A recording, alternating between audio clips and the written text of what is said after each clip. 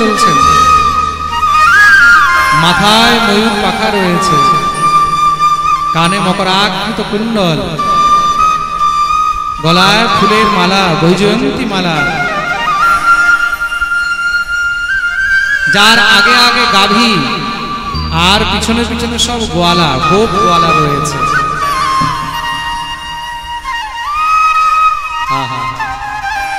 তিনি হলেন সেই ভগবান নন্দনন্দন ব্রজেন্দ্র নন্দন শ্রী বক্রম ব্রজেশ সুতয়োরণুবেণ যশু। তিনি হলেন ব্রজেন্দ্র নন্দন। শুনেই শ্রী সুখদেব প্রভু আর থাকতে পারলেন না, দৌড়ে চলে আসলেন। বেশ ভাই, তাকে কোথায় পাওয়া যায়? তার বিষয়ে যদি আরো জানতে হয় তাহলে কিভাবে জানবো? আরো কিছু শোনাও না। জৈমিনী ইত্যাদি বললেন এইভাবে নয়, যদি আরো জানতে চান, যদি আরো শুনতে চান, তাহলে আপনাকে আপনার পিতৃদেবের কাছে যেতে হবে। কেন? তিনি তার চরিত্র বর্ণন করেছেন, যার নাম হলো শ্রীমদ্ ভাগবত। তিনি আপনাকে ভালো করে তার বিষয়ে বলতে পারবেন। আমরাও ওনার কাছেই শুনেছি, ওনার কাছেই পড়েছি, ওনার কাছেই এসব জেনেছি।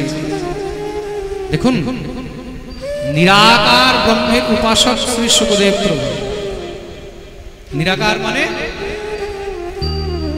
যার কোনো আকার, সেই নিরাকারবাদী সুখদেব প্রভু গোবিন্দের বর্ণনা শুনে সাকারের প্রতি আকর্ষিত হয়ে গেল। এটাই হলো কৃষ্ণের আকর্ষণ। কৃষ্ণ শব্দের অর্থ কি? কৃষ্ণ শব্দের অর্থ হলো কর্ষয়তি। কর্ষয়তি মানে যিনি আকর্ষণ করেন, তিনি হলেন কৃষ্ণ।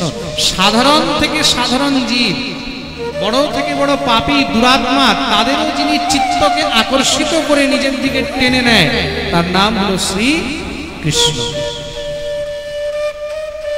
যে কোনোদিন ধর্ম মানে না, যে কোনোদিন ভগবানকে মানে না, ঠাকুরকে মানে না, হরিকথা শোনে না, সেও যদি একবার কৃষ্ণকে দেখে, সেও যদি একবার গোবিন্দকে দেখে, সে যদি একবার কৃষ্ণের কথা শোনে, তার দিকে সঙ্গে সঙ্গে আকর্ষিত হয়। এটাই হলো কৃষ্ণের মহিমা। প্রেম সে বলো, এটাই হলো কৃষ্ণের কর্ষয়তি ইতি কৃষ্ণ। যিনি বড় থেকে বড় পাপী, দুরাচারী, অভিমানী, অহংকারী,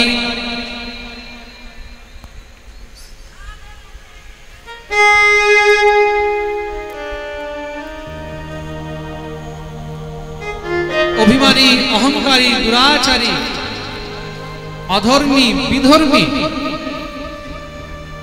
আজকে দেখো, শুধু দেশে নয়, বিদেশে যারা ম্লেচ্ছ, ইংরেজ, আফ্রিকান, রাশিয়ান, জার্মান, তারাও কিন্তু কৃষ্ণ নামে একদম মেতে নেচে বেড়াচ্ছে।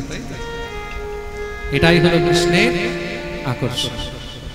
শ্রী সুখদেব প্রভু সঙ্গে সঙ্গে দৌড়ে নিজের পিতার কাছে গিয়ে উপস্থিত হলেন। বলিয়ে সুখদেব ভগবান কি জয়। পিতার কাছে গিয়ে উপস্থিত হয়েছেন। আর সেই মহর্ষি বেদব্যাস নিজের পুত্র শ্রী সুখদেব মুনিকে এই ভাগবত অধ্যয়ন করালেন, পড়ালেন।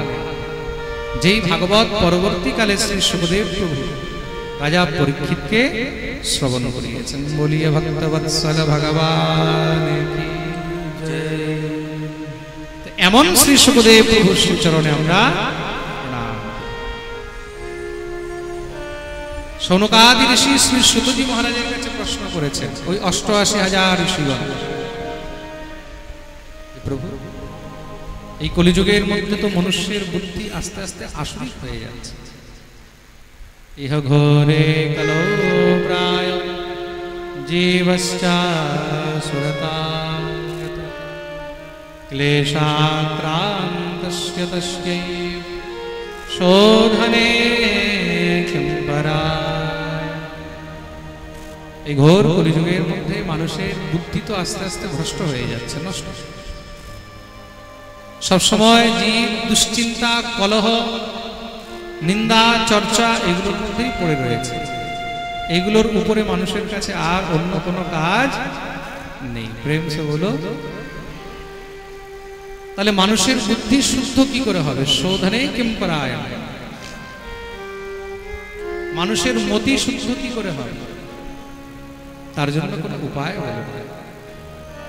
শ্রী সূতজি মহারাজ উপায় বলছেন, বলে খুব মন দিয়ে শুনবে। প্রীতি সনগজন্তে হেতো বিচার্য চ সর্ব সিদ্ধান্ত নিষ্পন্নম সংসার ভয়নাশ। সংসারের সমস্ত ভয় নাশ করার জন্য খুব সুন্দর একটি উপায় রয়েছে, একটি কথা রয়েছে কি, কালব্যাস নির্ণাশ হেতু শ্রীমদ্ভাগবতম শাস্ত্রম কলোকিরে নমাস। এই কালরূপী ব্যাল, ব্যাল মানে সর্প, এই কালরূপী সর্পের মুখ থেকে বাঁচার জন্য, এই কলিযুগের মধ্যে জীবের উদ্ধারের জন্য, মুক্তির জন্য, বুদ্ধির শুদ্ধির জন্য শুধু একটি উপায় রয়েছে, আর তার নাম হলো শ্রীমদ্ বলিয়ে ভাগবত ভগবান কি। এই ভাগবত কে কাকে শুনিয়েছে? শ্রী শুকদেব প্রভু রাজা পরীক্ষিতকে শুনিয়েছে। মনে রাখবে এই ভাগবত কিন্তু দেবতাদের জন্য দুর্লভ। হ্যাঁ, দেবতারাও কিন্তু এই ভাগবত অত সহজে পায়নি। সেটা কি করে বলে, এক সময়ের কথা, যখন শ্রী শুকদেব প্রভু রাজা পরীক্ষিতকে ভাগবত শোনাতে বসেছেন, সেই সময় দেবতারা সেখানে এসে উপস্থিত হলেন। পরীক্ষিতে কথাম বক্তুম সভায়াম সংস্কৃতে সুধা কুম্ভং গৃহীত্বৈব দেবাস্তত্র সমাগম। স্বর্গ থেকে দেবতারা এসে উপস্থিত হয়েছেন, শ্রী শুকদেব প্রভুকে এসে প্রণাম করলেন। শুকদেব প্রভু মনে মনে ভাবছেন, হঠাৎ করে দেবতাগণ এখানে এসে উপস্থিত হয়েছে, দেবতাদের আসার কারণ? শুকম নত্বা বদন সর্বে স্বকার্য কুশলাসুরাঃ। দেবতারা এরা তো মহা স্বার্থী, স্বার্থ ছাড়া দেবতারা কখনো কারোর কাছে যায় না। প্রেম সে বলো, স্বার্থ ছাড়া যারা বড় লোক হয় না, তারা দেখবে স্বার্থ ছাড়া কখনো কারোর কাছে যায় না। স্বার্থের জন্য দেখবে তারা একদম মহারাজ গরিব দিন দুঃখী সবার চরণ গিয়ে ধরবে। আজ দেবতারা হঠাৎ এসে উপস্থিত হয়েছে, তার কারণ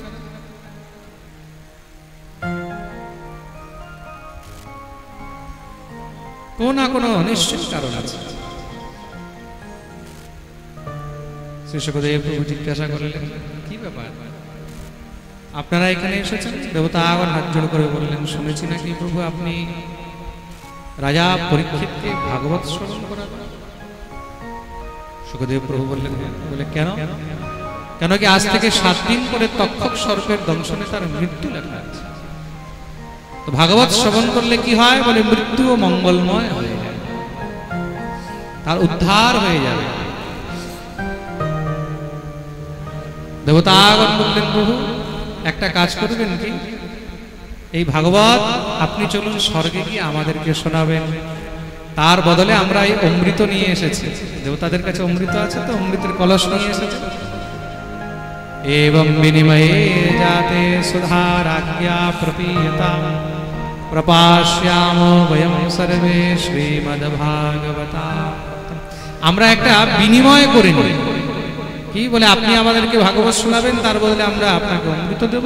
এই অমৃত আপনি পরীক্ষিতকে পান করিয়ে দিলে পরীক্ষিত অমর হয়ে যাবে। শ্রী শুকদেব প্রভু বললেন, আমাকে একটু বিচার করতে। শুকদেব প্রভু চোখ বন্ধ করে মনে মনে বিচার করছেন। स्वधा क्वकथालोके क्वकाच क्वमणिर्महान् ब्रह्मरात विचार्ये तदा देवाञ्जहास। स्वधा क्वकथालोके क्वकाच क्वमणिर्महान्। কোথায় সুধা মানে কোথায় অমৃত আর কোথায় কথা, কোথায় ভাগবত? ভাগবতের সঙ্গে কি অমৃতের তুলনা হয়? এই তুলনাটা কেমন মনে হলো? মনে হচ্ছে মণির সঙ্গে মানে হীরার সঙ্গে কাঁচের তুলনা করা। হীরার সঙ্গে কি কাঁচের তুলনা হয়? হ্যাঁ হয় কি? প্রেম সে বলো, আপনার কাছে যদি হীরা থাকে আর কেউ যদি 10টা কাঁচের টুকরো নিয়ে বলে এই 10টা কাঁচের টুকরো নিয়ে বদলে আপনি একটা হীরা দিয়ে দেন, দেবেন? তদ্রূপ অমৃতের সঙ্গে কথামৃত ভাগবতের কোনো তুলনা। শ্রী সুখদেব মানা করে দিলেন, অভক্তাস্তাশ্চ বিজ্ঞায় ন দদৌ সকথামৃতম শ্রীমদ্ভাগবতী সুরাণামপি দুর্লভম। অভক্তাস্তাশ্চ বিজ্ঞায় ন দদৌ সকথামৃতম। ভাগবত হলো ভক্তের জন্য, অভক্তের জন্য নয়। তোমরা যদি ভক্তিযুক্ত হয়ে এখানে এসে বসে শুনতে, তাহলে সবাইকে শোনাতাম, কিন্তু এখন আর ভাগবত তোমাদেরকে দেওয়া হবে না। দেবতাদেরকেও মানা করে দিলেন। তার জন্য এই ভাগবত দেবতাদের জন্য দুর্লভ। প্রেম সে বলো। তাহলে বিচার করে দেখুন আমরা আপনারা কত ভাগ্যবান যে আমরা এই ভূমণ্ডলে, এই পৃথিবীর মধ্যে বসে ভাগবত শ্রবণ করার সৌভাগ্য পাচ্ছি। আর ভগবানের কাছে প্রার্থনা করুন যেন বারবার আমরা এই ভাগবত শ্রবণের সৌভাগ্য প্রাপ্ত করতে। এটা কিভাবে হবে? এটা একমাত্র আপনাদের সহযোগের দ্বারাই সম্ভব। এই যে 2 দিনের অনুষ্ঠান, এই 2 দিনের অনুষ্ঠানের জন্য কত সুন্দর, কত বিশাল প্যান্ডেল তৈরি করা হয়েছে, এত সুন্দর ব্যবস্থা করা হয়েছে। এগুলো সব কোথা থেকে আসবে? একমাত্র আপনাদের সহযোগ দ্বারাই সম্ভব। আপনাদের কাছে আর 2 দিনেরই সময়, আজকে আর কালকে। কালকে এখান থেকে পাঠ বিশ্রাম হবে, আমরা বেরিয়ে যাব। 7 দিনের পাঠে তো অনেক সময় থাকে, যেন আমরা পাঠে কিছু সহযোগ করতে পারি, কিন্তু এই 2 দিনের মধ্যে সময়ও বহুত কম। আপনারা যে যত পারবেন মুক্ত হস্তে কমিটির কাছে গিয়ে সেই দান অর্পণ করবেন। এই পাঠের নিমিত্তে এবং মন্দির নির্মাণের নিমিত্তে যারা যারা এখানে মন্দির নির্মাণের জন্য এবং বৃদ্ধাশ্রমের জন্য দান করবেন, তারা সব এখানে কমিটির কাছে গিয়েই অর্পণ করবেন। খুব মন দিয়ে শুনবেন, আমি এখানে মন্দির কমিটি বানিয়ে দিয়েছি। এটা মন্দির কমিটি বানানো হয়েছে আনন্দ বৃন্দাবন বৃদ্ধাশ্রম এবং রাধা গোবিন্দ মন্দির কমিটি বানানো হয়েছে। আপনারা যে যথাসাধ্য যা দান করবেন মন্দির নির্মাণের জন্য বা এই ভাগবত অনুষ্ঠানের জন্য, আপনারা কমিটির মধ্যে গিয়ে সেখানে অর্পণ করবেন। আর সেখান থেকে আপনারা যে চাঁদার রসিদ হয়, বিল হয়, সেটা নিয়ে নেন। বলো, যার যত সামর্থ্য হয়। এই 2 দিনের অনুষ্ঠানে কিন্তু অনেক বড় খরচ আছে। এই খরচ আপনাদের সহযোগ ছাড়া কখনোই সম্ভব। এই মন্দির নির্মাণ আপনাদের সহযোগ ছাড়া কখনোই সম্ভব। কালকে ভূমি পূজন হবে। ভূমি পূজনের পরে এবার আমাদের নকশা ইত্যাদি এগুলো পাস হয়ে তারপরে কাজ আরম্ভ হয়ে যাবে।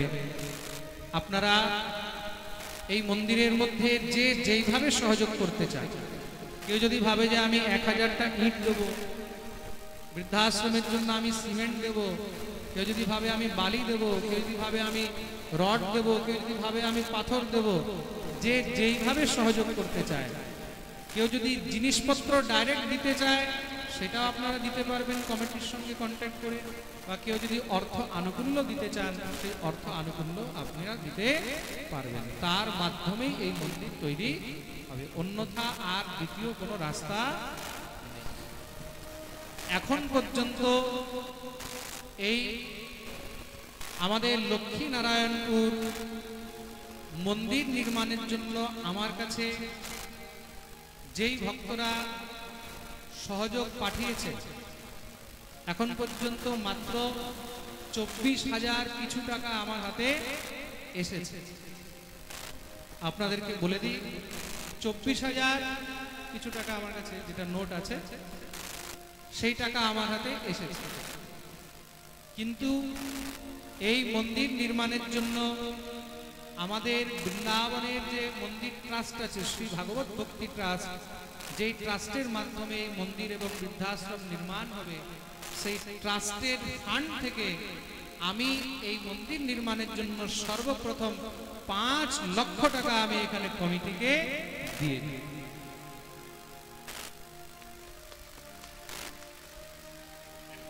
আমরা 5 লক্ষ টাকা ট্রাস্টের মাধ্যম থেকে এই মন্দির কমিটিকে অর্পণ করে তাতে যেন কাজ আরম্ভ করা যায়।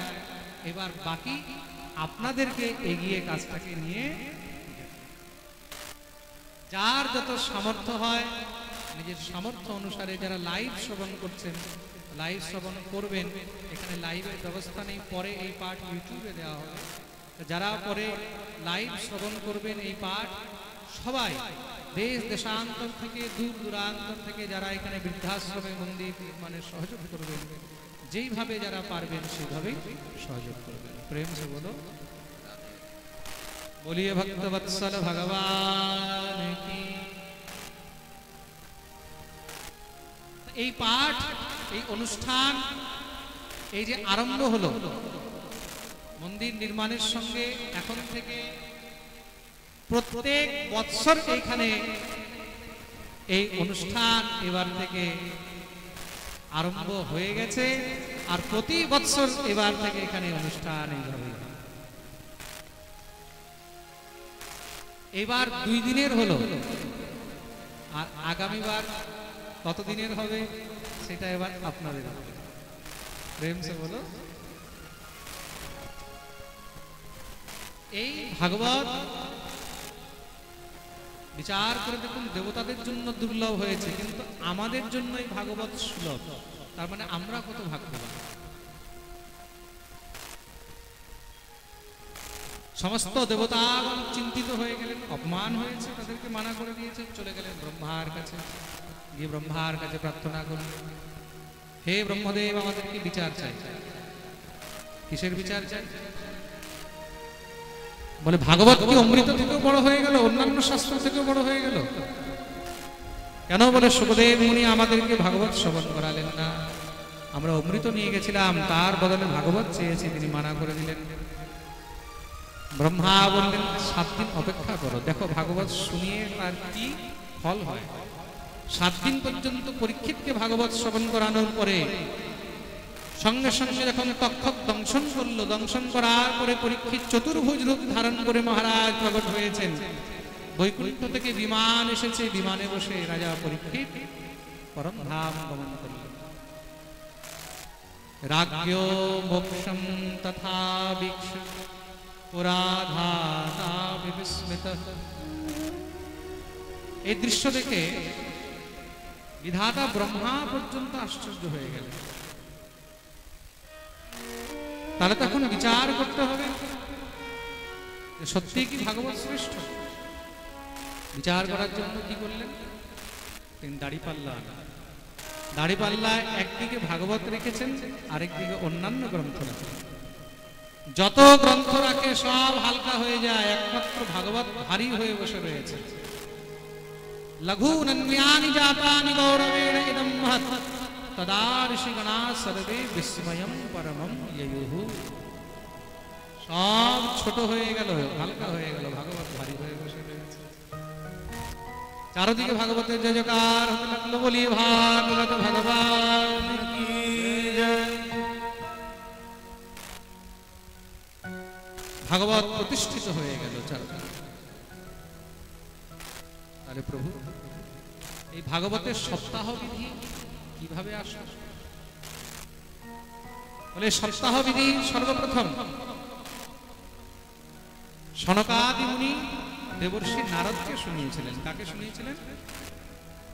দেবর্ষি সনকাদ্যৈ পুরা প্রক্তম নারদায় দয়াপরে।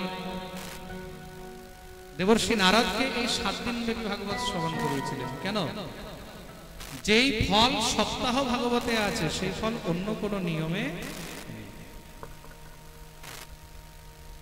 এই সনকাদি মুনিকে ব্রহ্মার 4 পুত্র সনক, সনন্দন, সনাতন আর সনাতন, এই 4 জন সবসময় সৎসঙ্গ করতে থাকেন, হরিকথা গুণগান করতে থাকেন। কিভাবে? বলে এক ভাই বক্তা হয়ে যায় আর বাকি 3 ভাই শ্রোতা হয়ে যায়। এক ভাই শোনাচ্ছে, 3 ভাই বসে শোনাচ্ছে, শুনছেন। তাদের মুখে সবসময় হরিনাম হরি সংকীর্তন চলছে। হরি শরণমেবং হি নিত্যম ইয়েষা মুখে বচঃ। হরি শরণম হরি শরণম হরি শরণম কীর্তন করছে।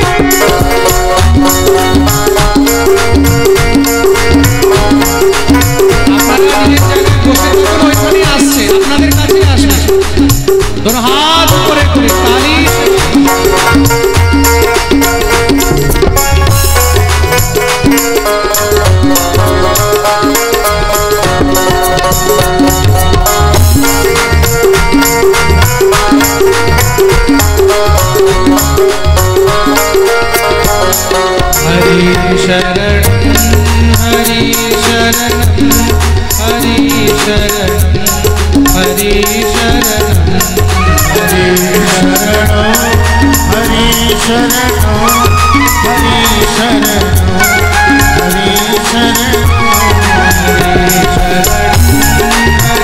शरणं हरि शरणं हरि शरणं हरि शरणं हरि शरणं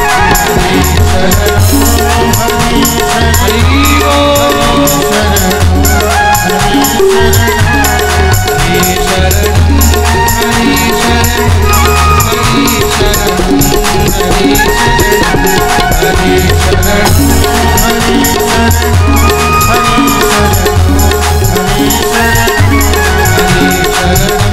हरि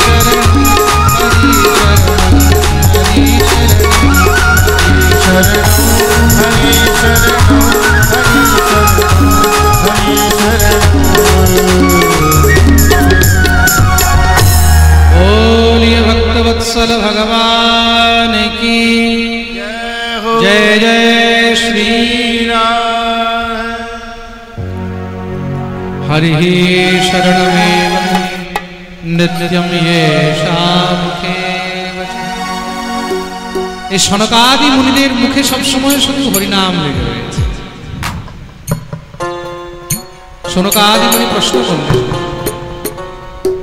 এই সনকাদি ঋষিদের সঙ্গে নারদের কি করে দেখা হলো?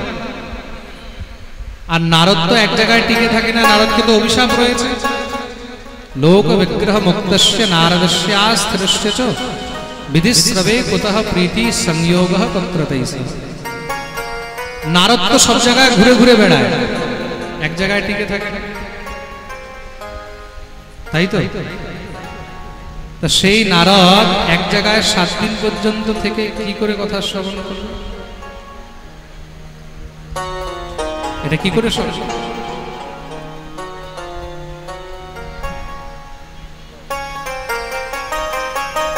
শ্রী সুতজি মহারাজ উত্তর দিচ্ছেন, খুব মন দিয়ে শুনে।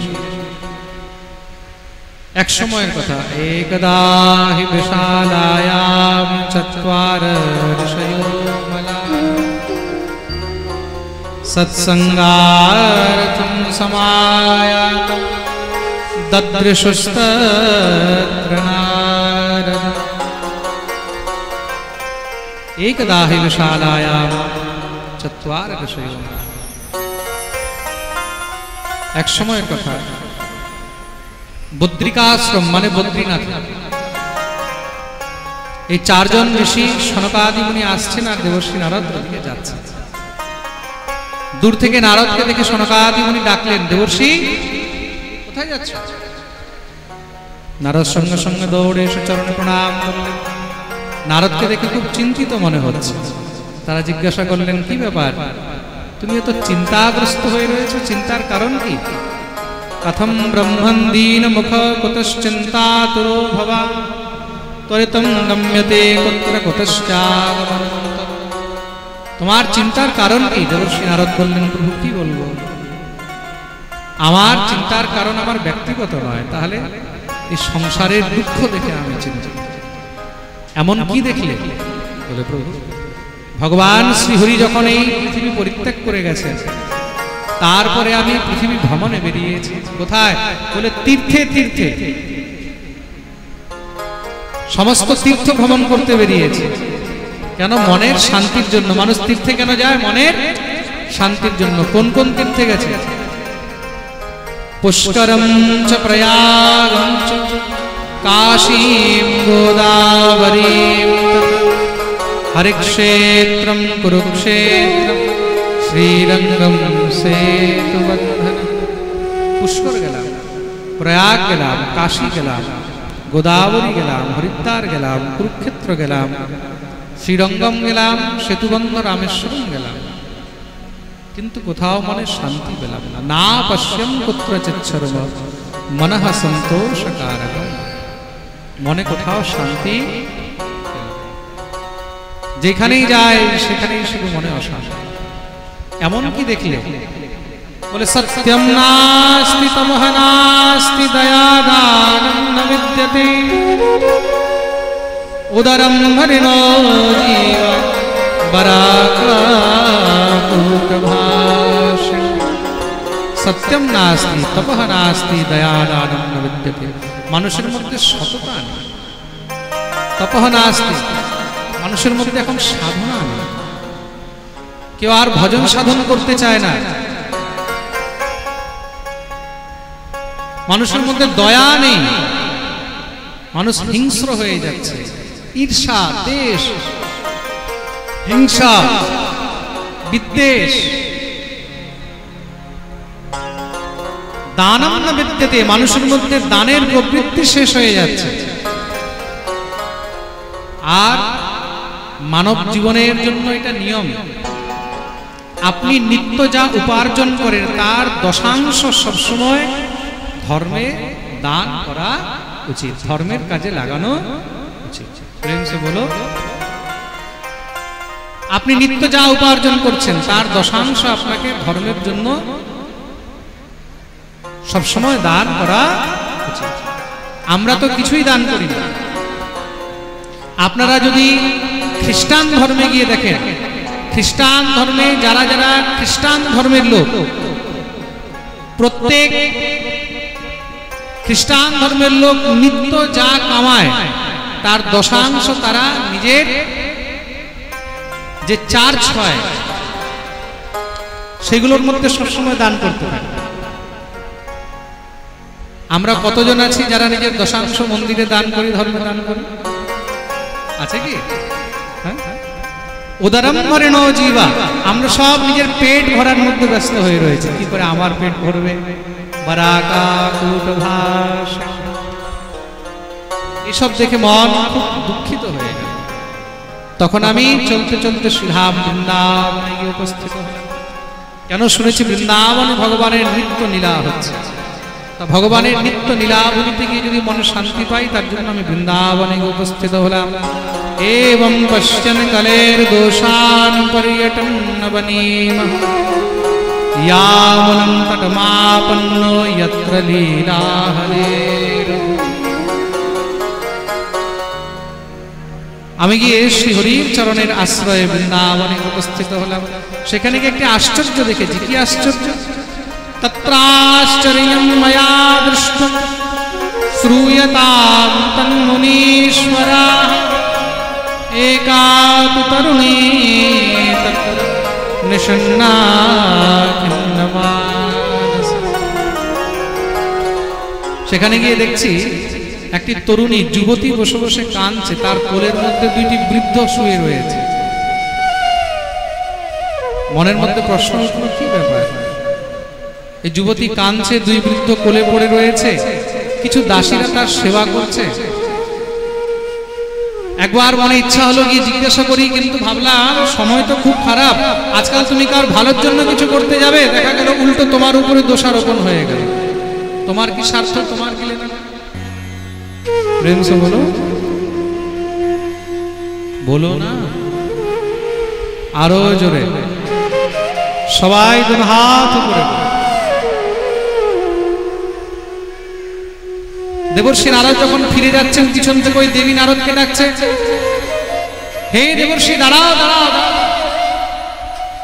ভো ভো সাধো ক্ষণং তিষ্ঠ মচ্চিন্তামপি নাশ দর্শনম তব লোকস্য সর্বথা কিছুক্ষণ দাঁড়াও নারদ দাঁড়ালেন কি ব্যাপার তুমি কে কাঁদছো কেন দুই বৃদ্ধকে সেই দেবী নিজের উত্তর দিলেন হে দেবর্ষি আপনাকে দর্শন করে আমার মনে খুব শান্তি হলো কেন বৈষ্ণব দর্শনেই মনে শান্তি হয় শাস্ত্র বলছে গঙ্গার পরশ হলে পশ্চাতে পাবন দর্শনে পবিত্র করো এই তোমার বৈষ্ণবের মহিমা সাধু দর্শনেই কিন্তু পবিত্রতা চলে আসে গঙ্গার স্পর্শ করলে গঙ্গার জল আচমন করলে জীব পবিত্র হয় আর বৈষ্ণবের দর্শন করলে সাধুর দর্শন করলেই জীব পবিত্র আপনার দর্শন করে আমার মন একদম শান্ত হয়ে গেল নারদ বললেন তুমি কে এই দুই বৃদ্ধকে নিজের পরিচয় দিলেন আমার নাম হলো ভক্তি এই দুইটি হলো আমার দুই পুত্র, জ্ঞান আর বৈরাগ্য। এই কি বলছো? মা যুবতী, সন্তান বৃদ্ধ, এটা কি করে সম্ভব হলো? বলে আমার জন্ম দক্ষিণ দেশে হয়েছে, কর্ণাটকে বড় হয়েছি, মহারাষ্ট্রে সম্মান পেয়েছি, দুই পুত্র হলো জ্ঞান আর বৈরাগ্য, আর গুজরাটে গিয়ে বৃদ্ধ হয়ে গেলাম। গুর্জরে জীর্ণতাম গতাহা। কেন গুজরাটে কেউ ভক্তিকে চায় না, জ্ঞানকে চায় না, বৈরাগ্যকে চায় না, কারণ সব কাঞ্চন লোভী, অর্থকে চায়, টাকার লোভী। তার জন্য আমরা বৃদ্ধ হয়ে গেলাম। আস্তে আস্তে যখন দেখছি এখন মৃত্যু হয়ে যাবে, তো ভাবলাম মরার আগে যদি একবার বৃন্দাবন দর্শন করে দেহত্যাগ করতে পারি। কেন শুনেছি বৃন্দাবনে ভগবান নিত্য লীলা করে। আদি বরাহ পুরাণে বলা হয়েছে, বৃন্দাবনম পরিত্যজ্য স ক্বচিন নৈব গচ্ছতি। বৃন্দাবন পরিত্যাগ করে ভগবান কোথাও বাইরে যান না। প্রেম সে বলো। এই বিচার করে আমি যখন বৃন্দাবনে আসলাম, বৃন্দাবনে এসে ব্রজের রজস্পর্শ পেয়ে, ব্রজের মাটি স্পর্শ পেয়ে আমি একদম তরুণী হয়ে গেলাম। বৃন্দাবনম পুনঃ প্রাপ্য নবীনৈব স্বরূপিণী জাতাহম যুবতী সম্যক পৃষ্ঠরূপাৎ সাম্প্রতম। বৃন্দাবনের স্পর্শ পেয়ে আমি যুবতী হয়ে গেলাম, কিন্তু আমার এই দুই পুত্র জ্ঞান বৈরাগ্য যুবক হলো না। শুনেই তো দেবর্ষি নারদ সঙ্গে সঙ্গে আনন্দ উন্মত্ত হয়ে নৃত্য করতে লেগেছে। আহা ধন্যম বৃন্দাবনম তেন ভক্তির নৃত্যতি যত্র চ অত্রৈমো গ্রাহকা ভাবা নজরামপি মম।